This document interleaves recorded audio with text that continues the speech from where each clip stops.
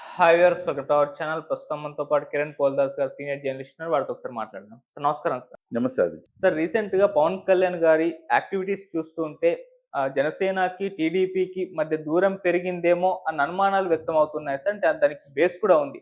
హ్మ్. ఆయన ఢిల్లీ టూర్ వెళ్ళలేదు, ఎస్కేప్ హ్మ్. చేశారన్నది ఒకటి. అండ్ హ్మ్. ఆయన క్యాబినెట్ మీటింగ్స్‌కి అటెండ్ అవ్వడం లేదు. మొన్న జరిగిన కార్యదర్శుల మీటింగ్‌కి అటెండ్ అవ్వలేదు. హెల్త్ ఇష్యూస్ అని చెప్పేసి పక్కది చెప్పేశారు. హ్మ్. హెల్త్ ఇష్యూస్ ఉంటే కేరళ, తమిళనాడు పర్యటనకి ఎందుకెళ్లారన్న ఒక చర్చ వచ్చేస్తుంది. ఈ నేపథ్యంలో మరి ఖచ్చితంగా దూరం పెరిగిందేమో, పవన్ కళ్యాణ్ గారు అలిగారేమో అన్న ఒక వెర్షన్ అయితే వినిపిస్తుంది సార్. మరి అవును. దీనికి మీ సమాధానం ఏంటి సార్? అంటే వాస్తవానికి అలా ఉంటుందని నేను అనుకోను.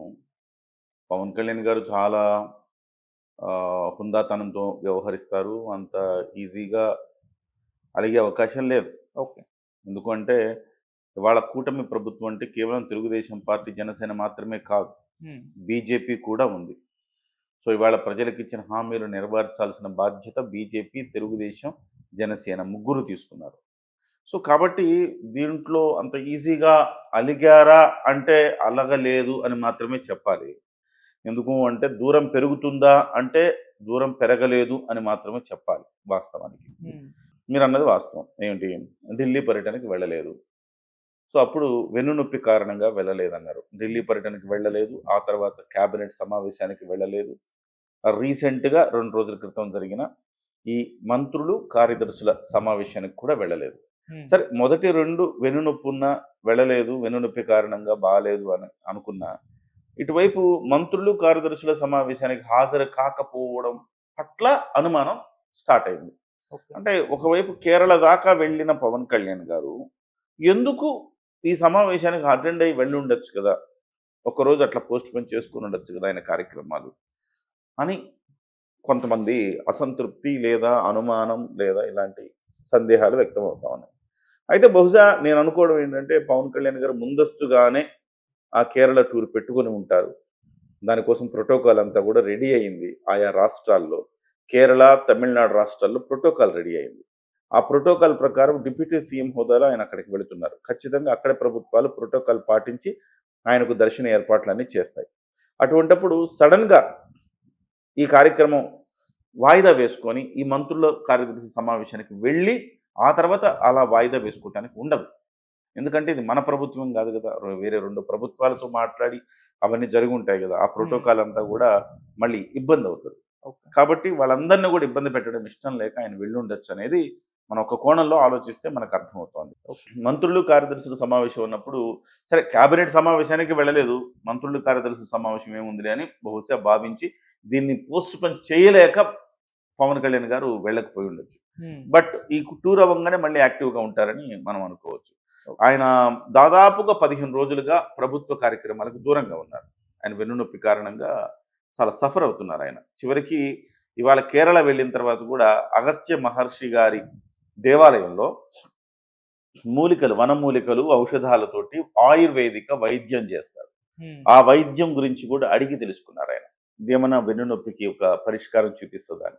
సో, ఈ నేపథ్యంలో పవన్ కళ్యాణ్ గారు అధికారికంగానే ఆయన బిజీగా ఉన్నారు. ఆ కార్యక్రమాల కారణంగా ఉన్నారు. అలగలేదు అని మనం క్లియర్ కట్‌గా చెప్పొచ్చు. హ్మ్. ఇది ఒక కోణం. రెండో కోణం ఒకవేళ అలాంటి పరిస్థితి ఎందుకొస్తది? అలాంటి పరిస్థితి ఎందుకొస్తుందంటే, గతంలో ఈ మధ్య కాలంలో జరిగిన పరిణామాల వల్లనే అలాంటి పరిస్థితి వచ్చే అవకాశం కూడా ఉంది. హ్మ్. కొట్టిపారేయలేం. ఎందుకు అంటే, పవన్ కళ్యాణ్ గారు డిప్యూటీ సీఎంగా ఉన్నారు. ఆ డిప్యూటీ సీఎం వ్యవహారం అనవసరంగా రచ్చలేపారు. ఆ రచ్చ లేపిన తర్వాత తెలుగుదేశం పార్టీ స్పందించిన విధానం పట్ల పవన్ కళ్యాణ్ గారికి కొంత అభ్యంతరం ఉండుండొచ్చు అని నేను అనుకుంటున్నాను. హ్మ్. ఏంటి అభ్యంతరం తెలుగుదేశం పార్టీకి అంటే పవన్ కళ్యాణ్ గారికంటే ఆ డిప్యూటీ సీఎం అంశాన్ని లేవనెత్తింది చిన్న చితక వాళ్ళు కాదు. ఆంధ్రజ్యోతి వాళ్ళు స్టోరీ రాయడం, దానికి అనుగుణంగా మహాసేన రాజేష్ స్పందించడం, ఆ హ్మ్. తర్వాత రఘురామకృష్ణరాజు స్పందించడం, ఆ తర్వాత పొలిట్ బ్యూరో సభ్యుడు శ్రీనివాసరెడ్డి స్పందించడం, సోమిరెడ్డి చంద్రమోహన్ రెడ్డి స్పందించడం. ఇంత పెద్ద పెద్ద వాళ్ళు స్పందించిన తర్వాత తెలుగుదేశం పార్టీ అధిష్టానం నుంచి రావలసిన స్పందన రాలేదు. ఇది ఒక కోణంలో మాలాంటి వాళ్ళకి ఏమర్థమవుతుందంటే, ఇది ఒక వ్యూహాత్మకంగా తెలుగుదేశం పార్టీ అధిష్టానమే దీన్ని లేవనెత్తి ఉండొచ్చు అని మాలాంటి వాళ్ళకి అనిపిస్తుంది. ఎందుకు అంటే, సో ఒక పద్ధతి ప్రకారం ఒక ఎస్సీ కులానికి చెందిన ఒక వ్యక్తి ద్వారా దాన్ని లిఫ్ట్ చేసి మహాసేన్ రాజేష్ ద్వారా దాన్ని సపోర్ట్ చేసే క్రమంలో సో సహజంగా ఏదైనా ఒక తీర్మానం ఆమోదించాలి అంటే ఎట్లా ఉంటుందంటే ఒక దళిత వ్యక్తి తీర్మానాన్ని ప్రతిపాదిస్తాడు, ఒక బీసీ సమర్థిస్తాడు, ఒక రాజు సమర్థిస్తాడు, అట్లా ఒక అన్ని సామాజిక వర్గాల వాళ్ళు దీంట్లో పాలు పంచుకుంటారు. అట్లానే కనపడతా ఉంది నాకు. సో ఆయన మహాసేన్ రాజేష్ చెప్పడం, దానికి తెలుగుదేశం పార్టీకి సంబంధించిన వాళ్ళు అంటే రఘురామకృష్ణ రాజు స్పందించడం, పిఠాపురం వర్మ స్పందించడం, సోమిరెడ్డి స్పందించడం, శ్రీనివాసులు రెడ్డి స్పందించడం, ఇవన్నీ చూసిన తర్వాత ఎక్కడో ఇది వ్యూహాత్మకంగానే జరిగింది అధిష్టానానికి తెలిసే అన్న భావన మాలాంటి వాళ్ళం వ్యక్తపరిచాం. ఎస్, ఇది అయి ఉండొచ్చు ఇట్లా అనేసి. కానీ ఇది తీసుకో, పవన్ కళ్యాణ్ లాంటి వ్యక్తి అధిష్టానం అలా ఉందా అంటే ఆయన నమ్మకపోవచ్చు. ఎందుకంటే ప్రత్యక్షంగా చూస్తే చంద్రబాబు నాయుడు గారు, లోకేష్ గారు పవన్ కళ్యాణ్ గారికి అత్యంత గౌరవ మర్యాదలు ఇస్తున్నారు. అలాగే పవన్ కళ్యాణ్ గారు వాళ్ళిద్దరికీ అదే రకమైన గౌరవ మర్యాదలు ఇస్తున్నారు. చంద్రబాబు నాయుడు గారు సారథ్యంలో పనిచేస్తున్నాం అంటున్నారు, మీ నాయకత్వంలో పనిచేస్తున్నాం అంటున్నారు, మీ అడుగు జాడల్లో పనిచేస్తామని చెప్తున్నారు. ఆల్మోస్ట్ రాబోయే 10 ఏళ్ళు మీరే ముఖ్యమంత్రి అని చెప్తా ఉన్నారు పవన్ కళ్యాణ్ గారు. ఇంత బాంధవ్యం వీళ్ళిద్దరి మధ్య ఉండినప్పుడు అధిష్టానమే ఈ రకంగా మాట్లాడించి ఉంటుంది అన్న అంశాన్ని పవన్ కళ్యాణ్ గారు నమ్మకపోవచ్చు. ఓకే, నమ్మలేదు. కానీ తెలుగుదేశం పార్టీ అధిష్టానం ఎందుకు దాన్ని రూపుమాపటానికి సరైన రీతిలో స్పందించలేదు? పవన్ కళ్యాణ్ గారు స్పందించారుగా. ఆల్రెడీ నాదెండ్ల మనోహర్ గారు ప్రెస్లో చెప్పారు, ఆ తర్వాత పవన్ కళ్యాణ్ గారు ట్వీట్ ఇచ్చారు, ఆ తర్వాత పవన్ కళ్యాణ్ గారు ఒక లెటర్ బహిరంగంగా రిలీజ్ చేశారు. ఇవన్నీ చూస్తూ ఉంటే పవన్ కళ్యాణ్ గారు స్పందించిన రీతిలో తెలుగుదేశం స్పందించాల. అసలు స్పందించాల్సింది ఎవరు ఈ అంశం పట్ల? లోకేష్, చంద్రబాబు ప్రత్యక్షంగా స్పందించాలి, ప్రెస్లో మాట్లాడాలి. ఇలా ఎందుకు మీరు మాట్లాడుతున్నారు, ఎవరు మాట్లాడద్దు, ఉప ముఖ్యమంత్రి ఒకళ్ళు, అది పవన్ కళ్యాణ్ గారే, ఎవరు మాట్లాడద్దు అనాలి. అలా అనకపోగా కనీసం ఒక లెటర్ కూడా రిలీజ్ చేయలేదే మీరు? అంతర్గతంగా దీని మీద ఎవరు మాట్లాడద్దు అని అధిష్టానం ఆదేశించింది అని మనకు ప్రెస్లో రావడం తప్ప ఒక ప్రెస్ నోట్ ఏమన్నా పార్టీ నుంచి అధికారికంగా వచ్చిందా? రాలేదు. ఇవన్నీ చూసిన తర్వాత పవన్ కళ్యాణ్ గారికి బహుశా కొంచెం బాధించి ఉండొచ్చు. ఇంత నేను ఇన్ని చెప్తా ఉన్నా, 10 ఏళ్ళు మీరే ముఖ్యమంత్రి అంటున్నా, మీ నాయకత్వంలో పనిచేస్తున్నామంటున్నా, మిమ్మల్ని చూసి నేర్చుకుంటామంటున్నా, ఇంత నేను రెస్పెక్ట్ ఇచ్చి ఇంత చేస్తుంటే నన్ను డీఫేమ్ చేయడానికి మీరు ఉప ముఖ్యమంత్రి అనే అంశం తెర మీదకి వచ్చినప్పుడు మీరు స్పందించే విధానం ఇదేనా అని ఆయనకు అనిపించి ఉండొచ్చు. అది ఒకటి ఆయన్ని అది హర్ట్ చేసి ఉండొచ్చు. అది బహిరంగంగా చెప్పలేడు, అట్లని చెప్పేసి మనసులోనూ పెట్టుకోలేడు. ఒక రకంగా దాని పట్ల కొంచెం ఆయన ఇబ్బంది పడ్డాడేమో, బాధపడ్డాడేమో అనిపిస్తోంది ఫస్ట్ థింగ్. రెండవది, ఎక్కడికక్కడ తెలుగుదేశం పార్టీ శ్రేణులు జనసేన శ్రేణుల్ని అణిచేస్తున్నాయి. జిల్లాల్లో ప్రతి చోట తెలుగుదేశం పార్టీ వాళ్ళ ఆధిపత్యం కొనసాగుతుంది.